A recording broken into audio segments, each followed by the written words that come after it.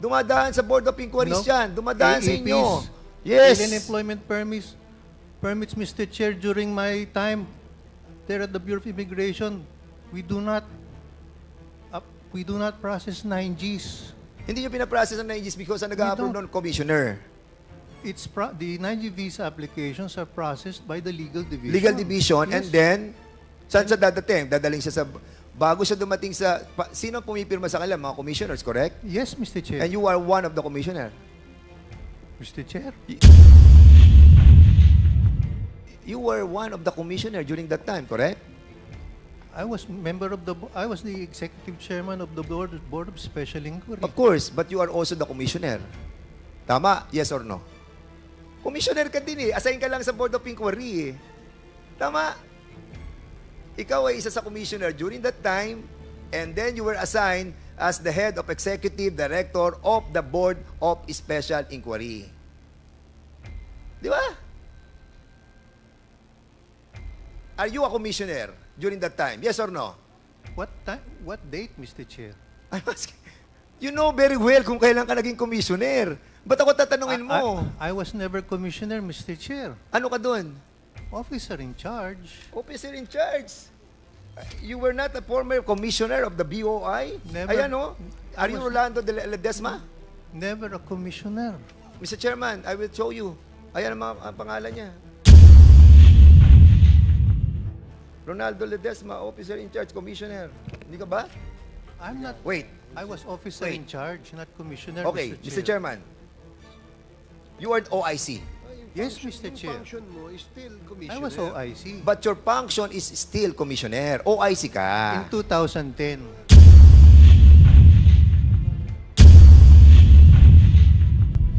Anyway, PBDEC, pasensya na po kayo, PBDEC. This is all about you. This time, it's all about you. PBDEC, kayo po ay, noong 2021, sino po ang administrator ng PBDEC? At Attorney Lavinia? Pompey? Hindi po attorney, Pompey Lavinia lang. Pompey Lavinia. You were the administrator during that time. 2021, up to November 12, 2021. And during that time, you remember that a certain Attorney Les Gusey of the Legal Service Division and a certain Colonel Pete Dakipil have notified the Office of the Administrator of a certain email coming from Director Alikpala that indeed there was an incident regarding the docking of a vessel from Vietnam at Pilsanji Port. Do you That's remember this incident? That's correct, Your Honor. And on January 30, the Security Service Division received tip-offs on alleged rice and drug smuggling going on at the Pilsanja Port doon kay Mr. Tony Ong. Is this correct? That's right, Your Honor. That the text message was sent to me, and I alerted the security division. And a vessel from Vietnam dock at the Pilsanjia Port was subjected to heightened alert as there was a need for PhilBidec management to be on guard against a repeat of the Verde Soco incident, where PhilBidec employees and the former administrator were subjected to press and congressional inquiries. Is this correct? That's right. I was very worried of something like that happening again, so we acted on the intel that came to my cell phone that there might be smuggled rice, and there was even, I think somebody told me verbally, possibly illegal drugs. And that voyage of the vessel MB Binpuk 168 carried loads of 2,900 metric tons of rice. Am I correct? I cannot remember the exact amount, but it should be in the documents, Your Honor. And on January 31, 2021, you personally went to the port in order to check That's right, Your Honor. if there was indeed an alleged rice and drug smuggling. That's correct.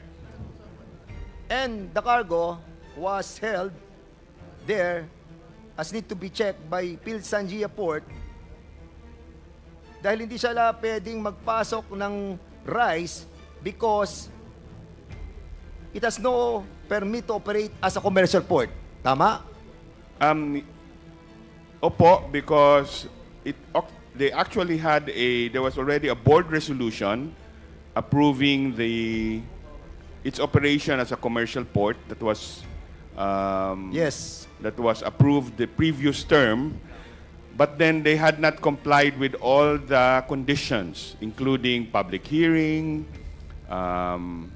publication of tariffs, consultation with the other port operators. We have 13 ports in FIBIDEC, Your Honor. So in other words, Mr. Pompey Labiña, you were saying that there was a certificate of board resolution number 2841 series of 2020 which was approved by the former administrator. And who is the former administrator? By the board, Your Honor, but including By the the board. former administrator. The And administrator cannot approve it by himself. And that internal document was not meant for public consumption. That's correct, Your Honor.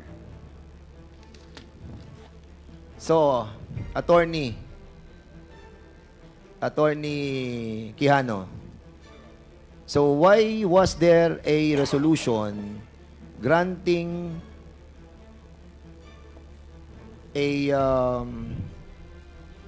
granting Sanjia a permit to operate commercially? Your Honor, in the beginning, as they built the plant, Your Honor, the purpose is to manufacture steel bars out from scrap and steel materials, which are both domestically available and from abroad.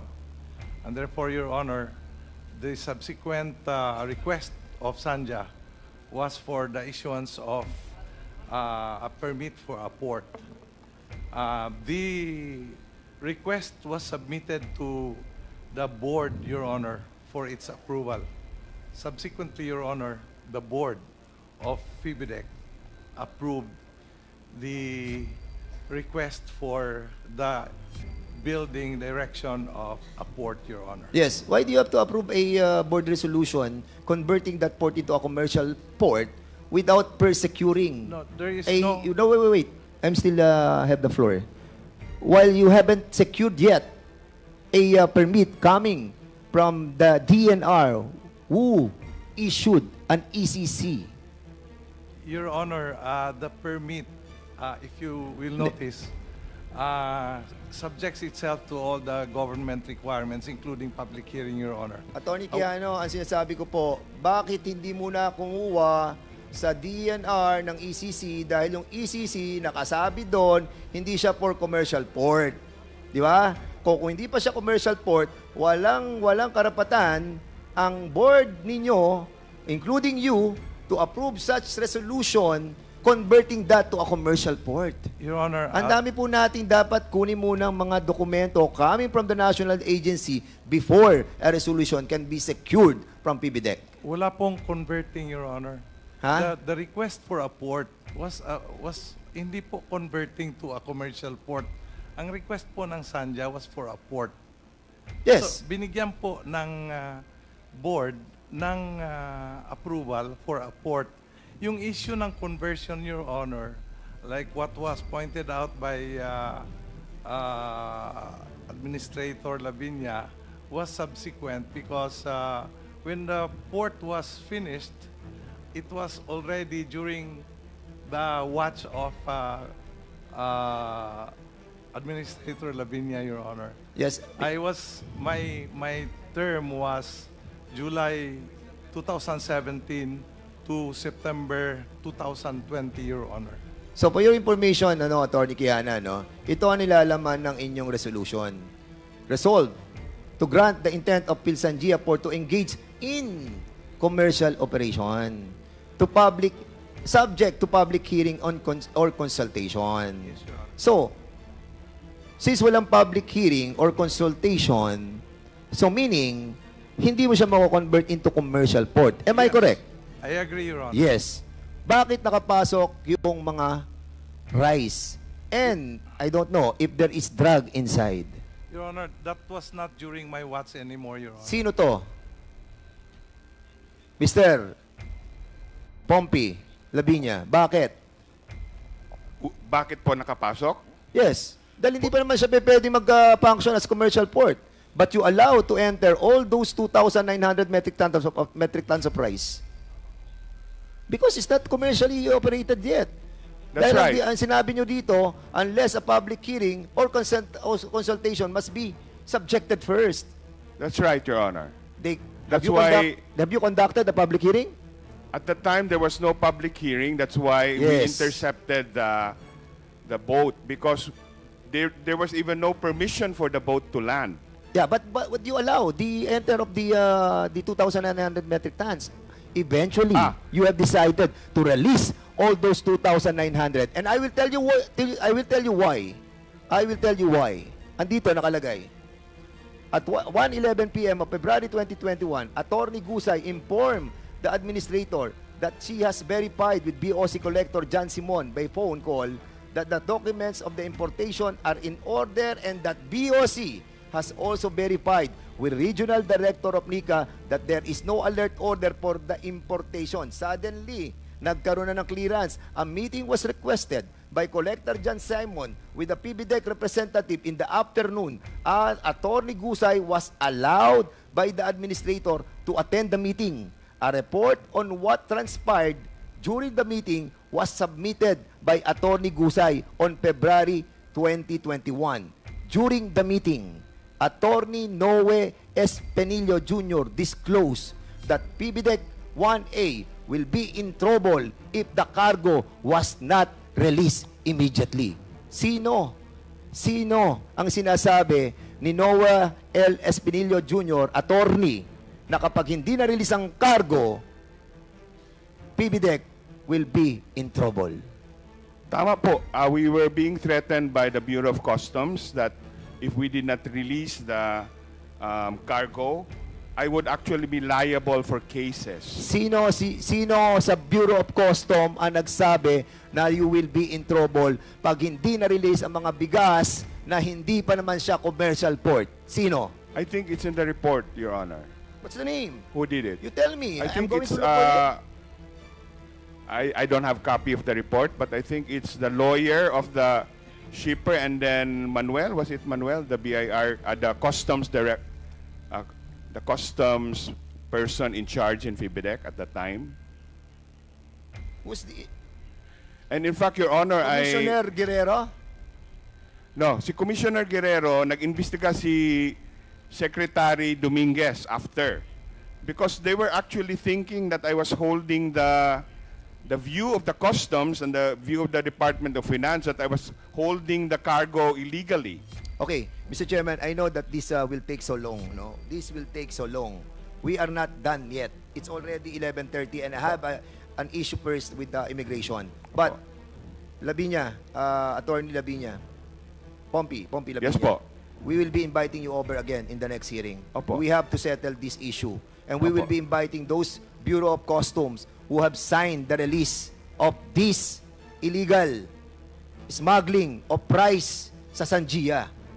Not yet a commercial port, pero ni-release. And even, yung initial indication that there are illegal drugs, shipment inside, was also cleared by NICA. Am I correct? Yes, after the dog, I had the canine dog sniff all of the cargo, Your Honor. And then the report that we got had come from NICA. That was what they said.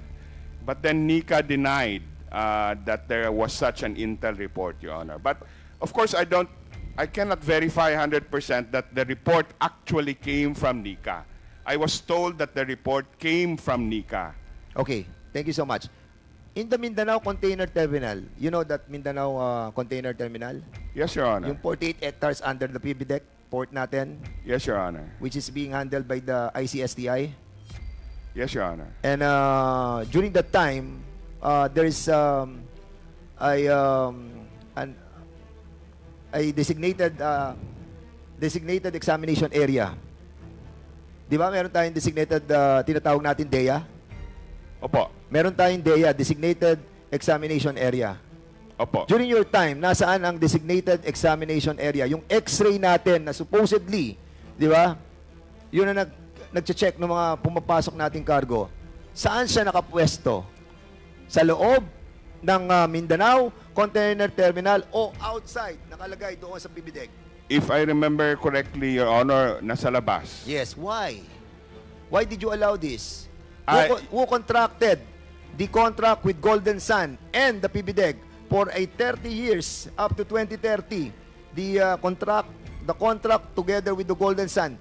Yung X-ray natin wala sa loob, naandun sa labas. Paano natin ma-check ang lahat ng pumapasok na kargamento kung nasa labas siya? Tama po yun. Existing na po yun when I came in, so I don't know who And why you contracted did not it. check it and try to cancel that contract? Wala na tayong ma-check, Mr. Chairman. Lahat ng papasok doon dinadala sa PBDEC, doon ine-X-ray. Sige, Mr. Quijano. Yeah, Your Honor.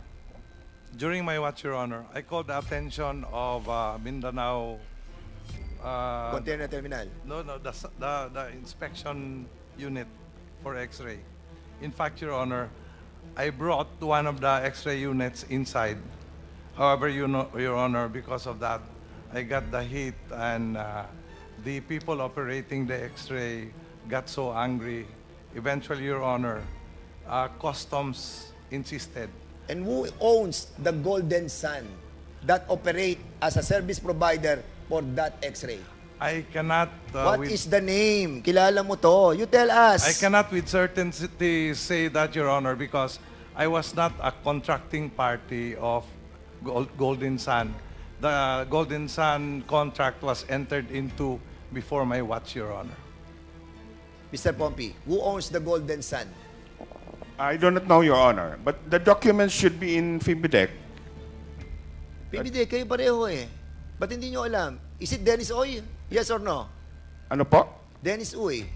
I don't recognize that name, Your Honor. Sa Golden Sun? Yes or no? Hindi. I don't recognize the name. I don't know.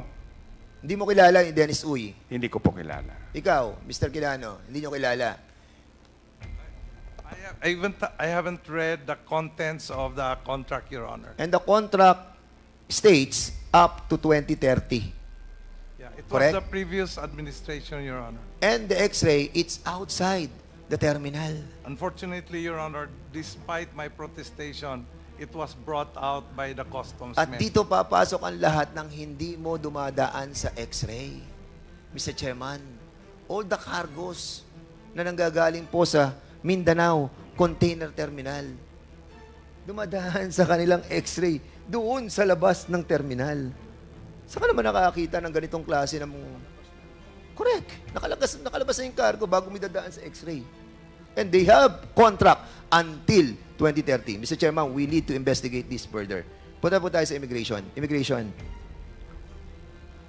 Doon sa Miss Alice Go, remember that we have talked about the yung mga nahuli na mga 323 na mga Chinese sa Baofu.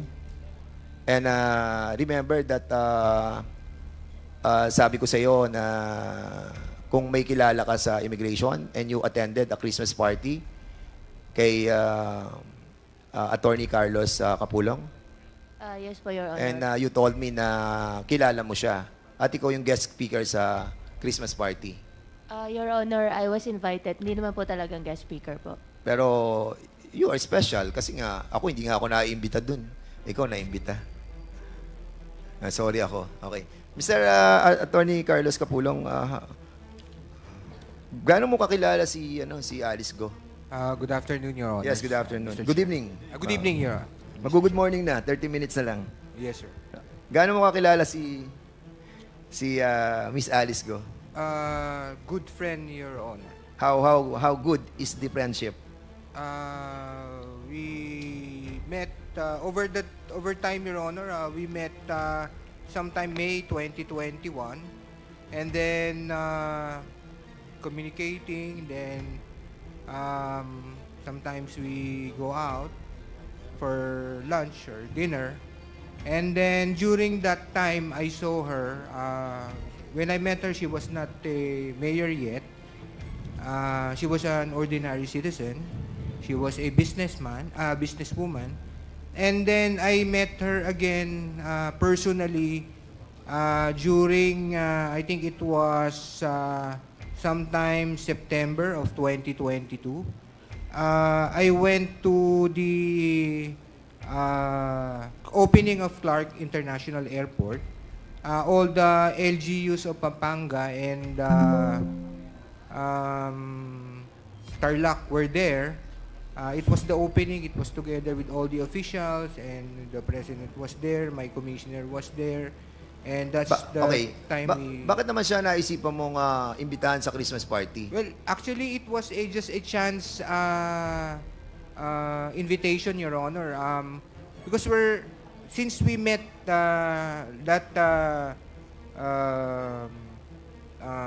September, then we talked, and then we had Attorney it. Kapulong, ano mga pinamigay ni Alice Go during the Christmas party?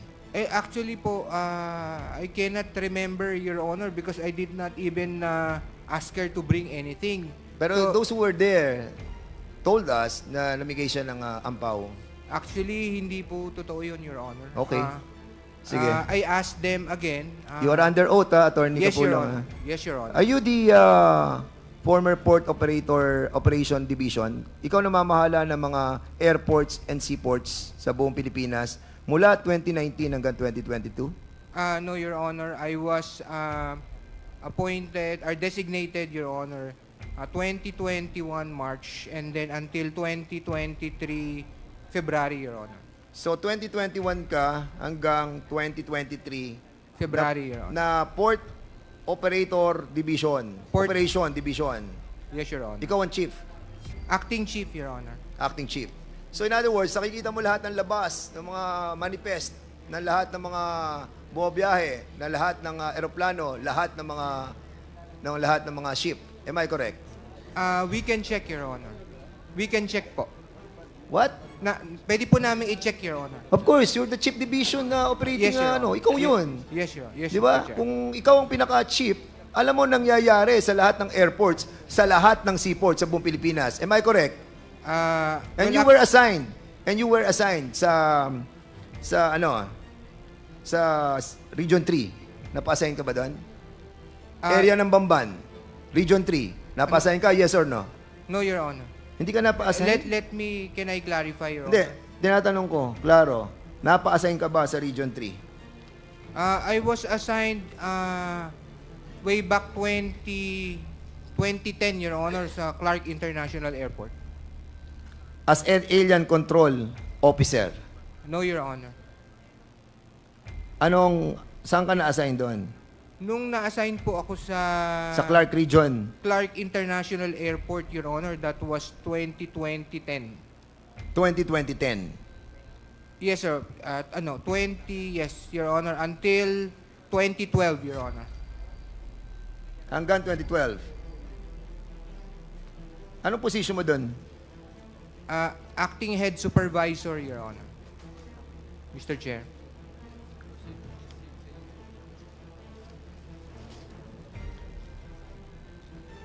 You have a law firm, attorney?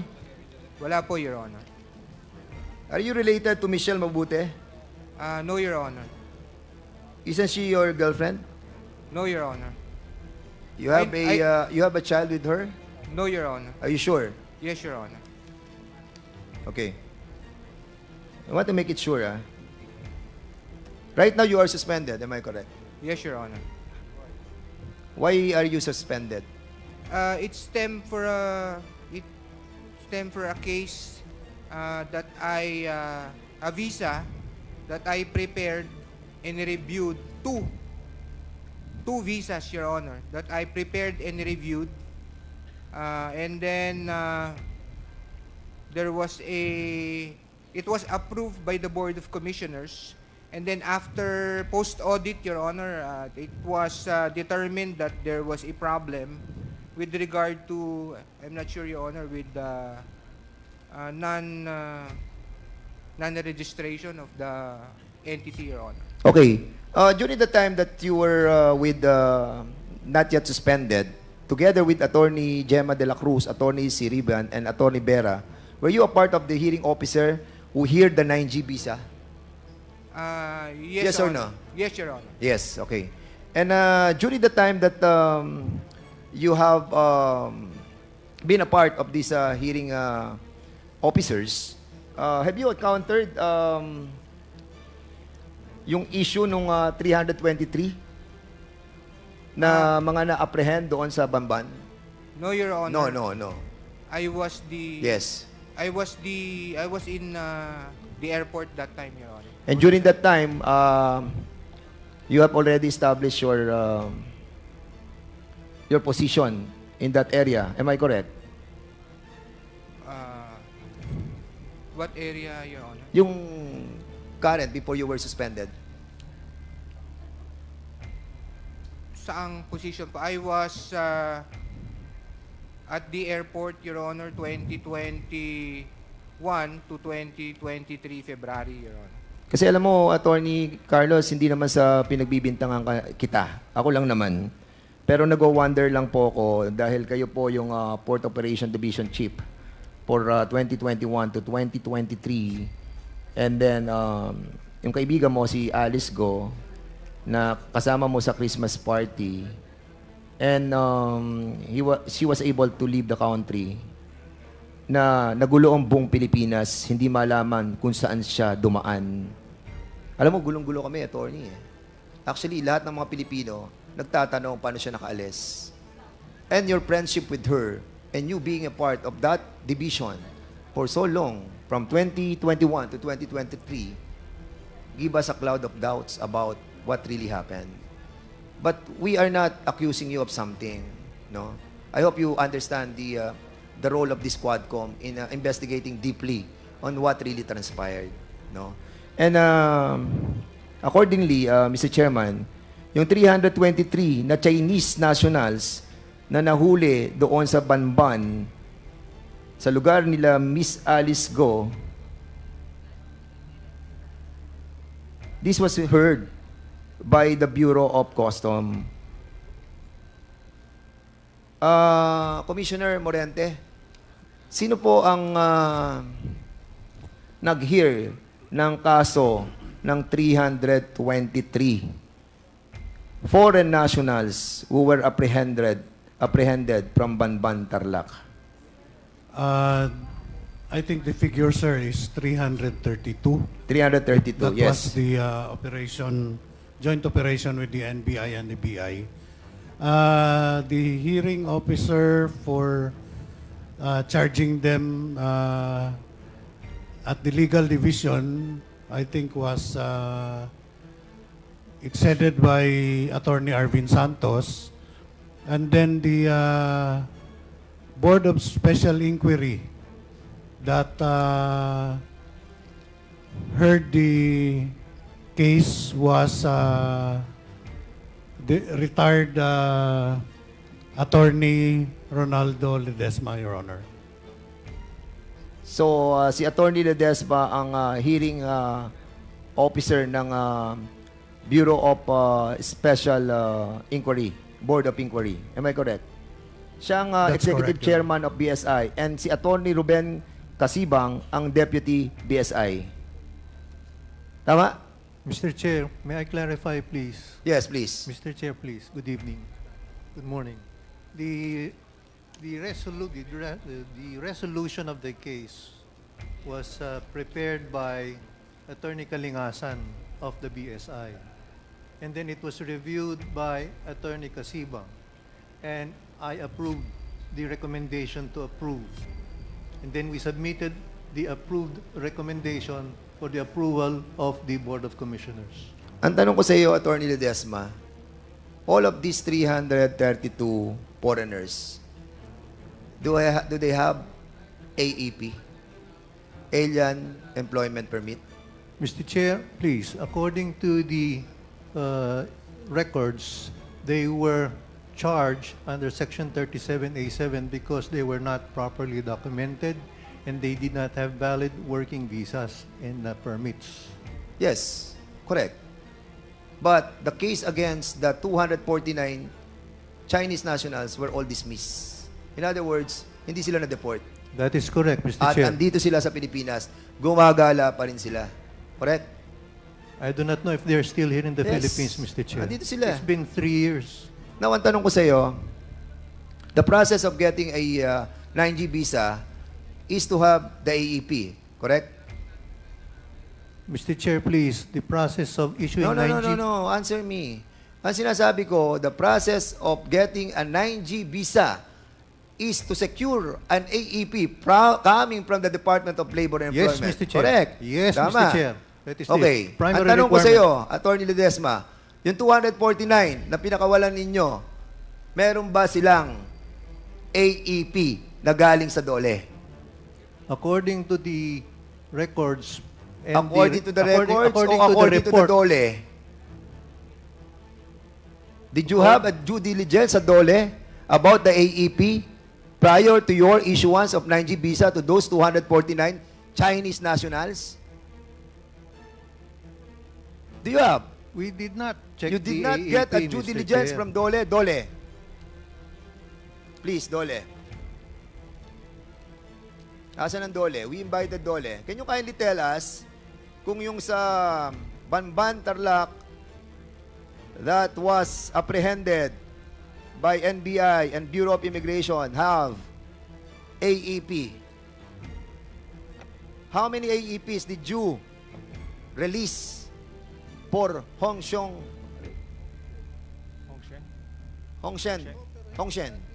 Good evening, Mr. Chair. I'm Pago Magtoto from Dole Region 3. So, per our alien employment permit monitoring system, sir, both old and new, for year 2021, we have issued 19 AEPs or alien employment permits. And for the year 2022, Your Honors, Mr. Chair, we issued 34. Wait, 2021, you issued how many AEPs? 19, Mr. Chair. 19. Oh, Sir, Attorney Ledesma, they issued 19 AEPs, a requirement prior to the issuance of 9G visa. Para sa kaalaman ng ating mga kababayan, this 9G visa, kapag sinecure mo, mabibigyan mo ng 3 taon dito magtatrabaho yung mga Chinese national na yan. Kaya ayaw nila ng SWP o yung tinatawag nating working permit. Dahil yon 6 months lang yon. And AEP is one of the requirement of the 9G visa para makapagtrabaho dito yung mga Chinese na yan. And, of course, dapat, kung magtatrabaho sila dito, priority natin ang mga Pilipino. Pero hindi pinaprioritize. Saan ang galing, Attorney Ledesma? Kung 19 lamang ang nakuwang nabigay nilang AEP doon sa Hongshen, yung nahuli doon na 332, pinakawalan nyo yung 249, okay? Saan ang galing ang AEP nila? They were charged, Mr. Chair, with working without visas and permits. Oo nga pero bakit nyo nga dinismiss Tapos pinakawalan nyo yung 249 It's a matter of the rules of evidence, Mr. Chair. That's why they were released. Wala na nga silang AEP. Di ba? Sinasabi na ng DOLE, 19 lang ang AEP. Yung 249 na dinismiss nyo, pinakawalan nyo. Wala silang AEP. In other words, kung wala silang AEP, hindi nyo sila pwede bigyan ng 9G visa. Correct? Yes or no? We do not issue 9Gs, Mr. Chair, the BSI. It's So anong in-issue nyo sa kanila? The 9G visas are issued by the Board of Commissioners through the Legal Division. Of course. Not the BSI. At dumadaan yan sa Board of Inquiries of Special Inquiry. Don't fool me. Dumadaan sa Board of Inquiries yan. Dumadaan sa inyo. Yes. Alien employment permits, Mr. Chair, during my time there at the Bureau of Immigration, we do not process 9Gs. Hindi nyo pinaprocess ang 9Gs because ang nag-a-approve don't. nun, commissioner. The 9G visa applications are processed by the Legal Division. Legal division, Yes. and then, saan sa dadating? Dadaling siya sa, bago siya dumating sa, sino pumipirma sa kanila? Mga commissioners, correct? Yes, Mr. Chair. And you are one of the commissioner. Mr. Chair, You were one of the commissioner during that time, correct? I was the executive chairman of the Board of Special Inquiry. Of course, but you are also the commissioner. Tama? Yes or no? Commissioner ka din Assign ka lang sa Board of Inquiry Tama? Ikaw ay isa sa commissioner during that time, and then you were assigned as the head of executive director of the Board of Special Inquiry. Di ba? are you a commissioner during that time? Yes or no? What time? What date, Mr. Chair? I'm asking. You know very well kung kailan ka naging commissioner. Ba't ako tatanungin mo? I was never commissioner, Mr. Chair. Ano ka doon? Officer in charge. Officer in charge. You were not a former commissioner of the BOI? Never. Ayan o. Are you Rolando de Ledesma? Never a commissioner. Mr. Chairman, I will show you. Ayan ang pangalan niya. Ronaldo Ledesma, officer in charge, commissioner. Hindi ka ba? I'm not. Wait. I was officer in charge, not commissioner, Okay, Mr. Mr. Chair. Chairman. You are OIC. Yes, Mr. Chair. Function mo is still commissioner. I was OIC. But your function is still commissioner. OIC ka. In 2010. Alam mo, Attorney Ledesma, please, you were an OIC. I was an OIC, Mr. O yan. Chair. 2010. OIC commissioner. OIC lang ho nakalagay sa akin. Hindi Tama. commissioner. How many Chinese people have you recognized during your incumbency? Mr. Chair, I don't remember, Mr. Chair. Mr. Chair, Congressman Acop, with the indulgence of Congressman Fernandez. ano bang diferensya ng OIC at saka OIC Commissioner? Ang Mr. ano- Ledesma, you answer the questions Yes, properly. Yes, Mr. Chair. The commissioner And can you act- wait for the acknowledgement of the chairman before you answer. I'm That's sorry, the Mr. rule. I'm sorry, Mr. Chair.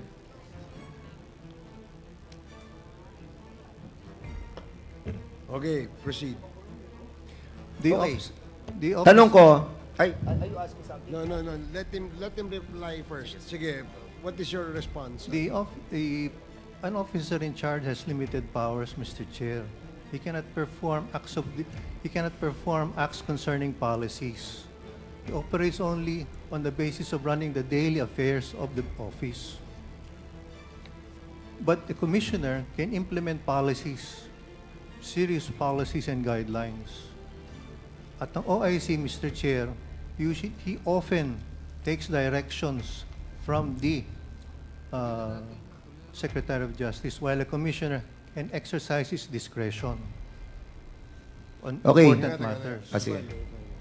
What are the instances when there is a need to appoint an OIC?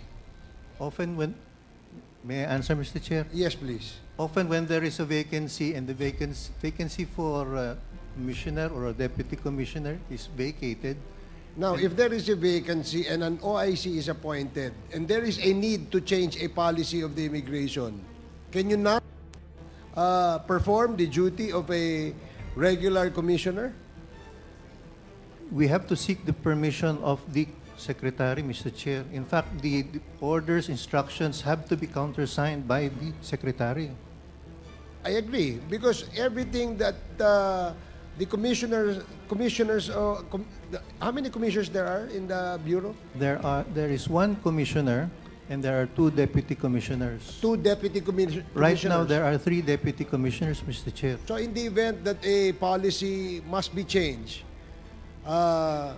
who proposes changes in the policy? Is it the DOJ, the SOJ, or it should come from the commissioners or the members of the commission? It can be a proposal submitted by the board. It can be a proposal submitted by the commissioner, Mr. Chair. So in other words, pwedeng manggaling sa inyo.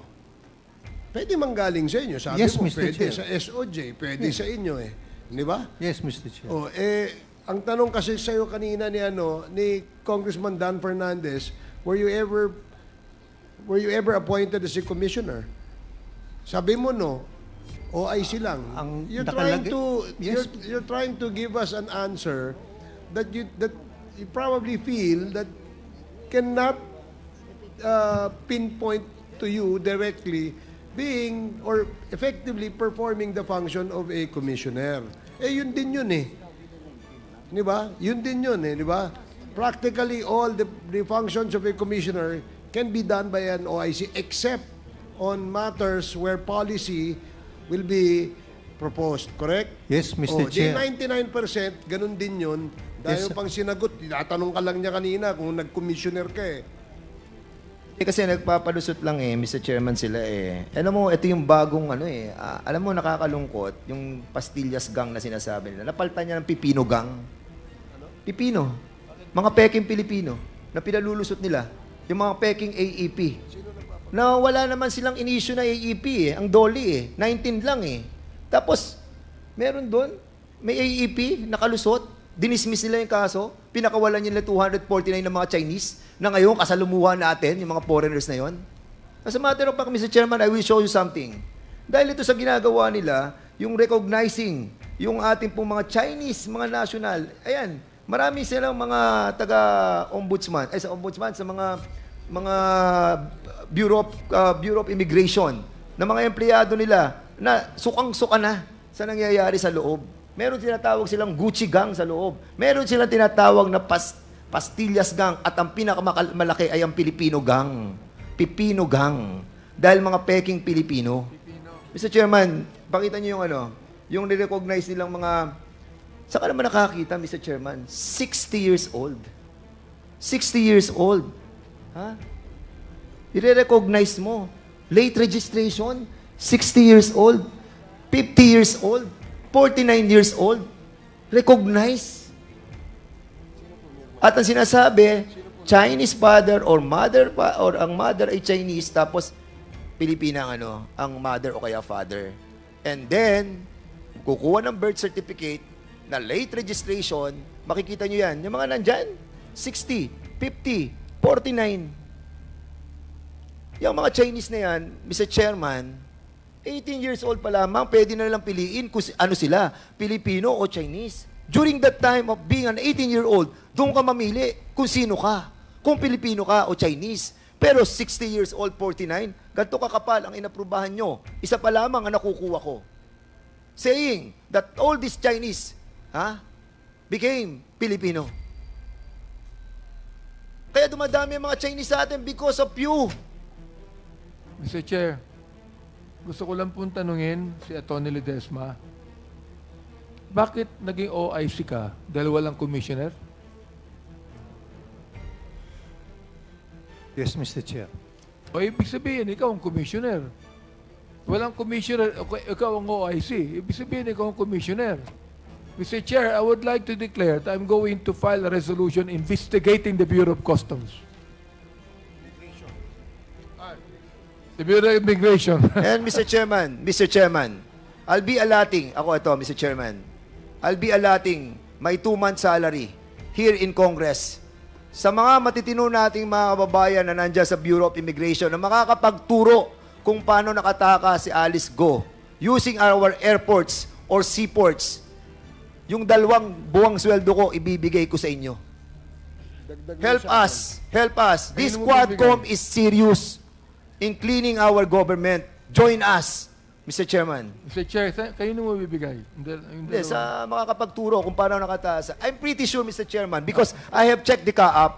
Ang CAAP, meron silang mga biyahe papunta ng Kota Kinabalu, papunta ng Singapore, galing sa Clark, galing sa Subic, galing sa Palawan, walang passenger.